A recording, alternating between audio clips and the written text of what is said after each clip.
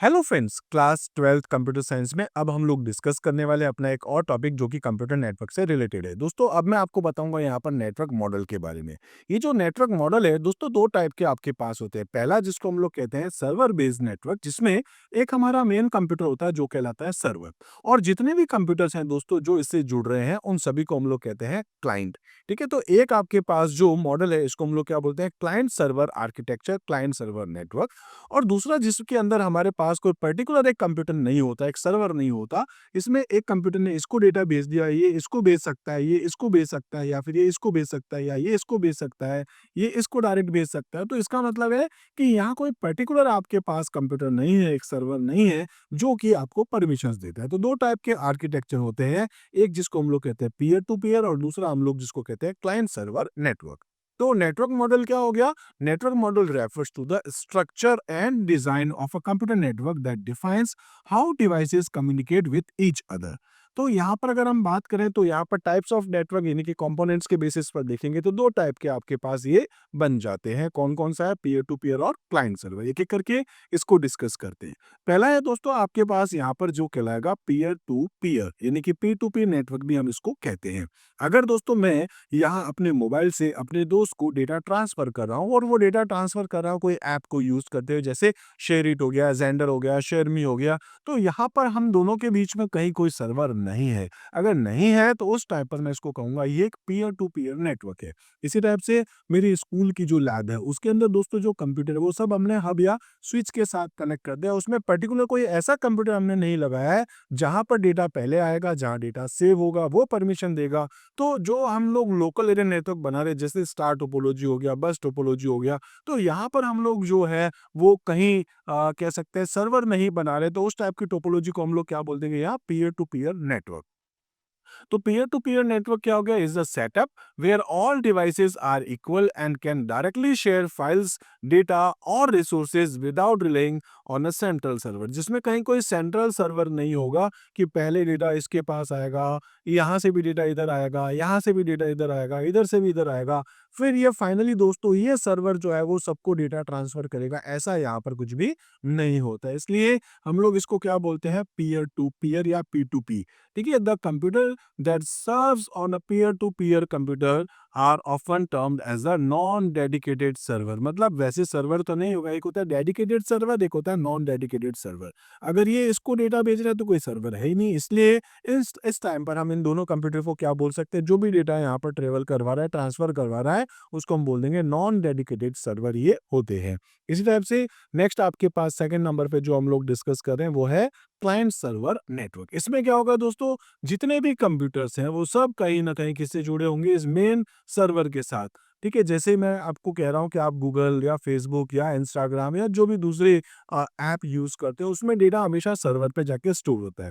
आपकी स्कूल का भी एक एग्जांपल ले सकते हैं, जैसे फीस वगैरह आप लोग जो जमा कराते हैं, आपकी स्कूल की वेबसाइट्स वगैरह है, ये सब कहीं ना कहीं इंफॉर्मेशन और डेटा आपका स्टोर होता है सर्वर पे। अगर आप अपने स्कूल की वेबसाइट्स पे कोई भी अगर कुछ एक्टिविटीज करते हैं या आपके स्कूल वाले कर रहे हैं, वो अगर आपका पोस्ट हो रहा है जैसे फेसबुक पे, इंस्टाग्राम पे, आप जो भी कुछ कंटेंट डाल रहे होते हैं, तो वो सब कहीं ना कहीं पहले सर्वर पे जाएगा, और सर्वर पे जाएगा तभी उसको कोई देख पाएगा। अगर मैं आपको फेसबुक पे मैसेज कर रहा हूँ तो दोस्तों पहले मेरे कंप्यूटर से वो डेटा कहाँ आएगा? उस सर्वर पे, चाहे वो फेसबुक का ही हो, और फिर वो डेटा वहां से आपके कंप्यूटर पे, आपके मोबाइल पे आपको दिखेगा।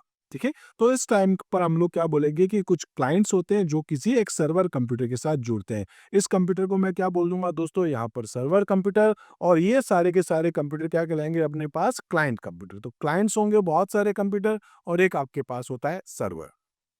अ client server network is a setup where a central server होता है जो कि सर्विसेज प्रोवाइड करता है, डेटा और रिसोर्सेज को।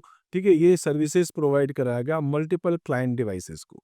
इसी टाइप से client request and the server response making it ideal for centralize control and resource sharing. तो यहाँ आपका इसका बेनिफिट ये रहता है कि डेटा जो होगा वो कहीं ना कहीं एक सेंट्रल कंप्यूटर पे आएगा, जिसके थ्रू आप यहाँ पर जो है वो सेंट्रलाइज कंट्रोल कर सकते हैं अपने रिसोर्सेज को, अपने डेटा को, इन सभी को। आई होप दोस्तों छोटे छोटे से दो आपके पास में टॉपिक्स थे जिसमें हमने देखा था पीयर टू पीयर और क्लाइंट सर्वर नेटवर्क, ये दोनों आपको बहुत अच्छे से समझ में आ गए होंगे। अब इसको दोस्तों अगर हम देखें देखें डिफरेंस क्या कुछ होता है टेबुलर फॉर्मेट में, तो हम इसको समझते हैं।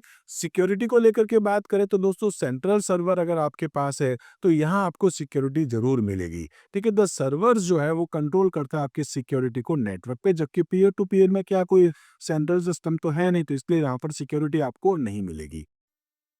मैनेजमेंट को लेकर के बात करें तो the server manages the network needs a dedicated team of peoples to manage the server. तो वहां जब सर्वर की बात होगी तो वहां पर ऐसे बहुत सारे लोग हो सकते हैं जो उन सर्वर्स को मैनेज करते हैं, उनकी सिक्योरिटी को मैनेज करते हैं। लेकिन अगर यहाँ बात करेंगे तो पीयर टू पीयर है, क्योंकि कोई सेंट्रल कंट्रोल है नहीं, तो यहाँ पर आपके पास सिक्योरिटीज जो है वो लगभग ना के बराबर होती है।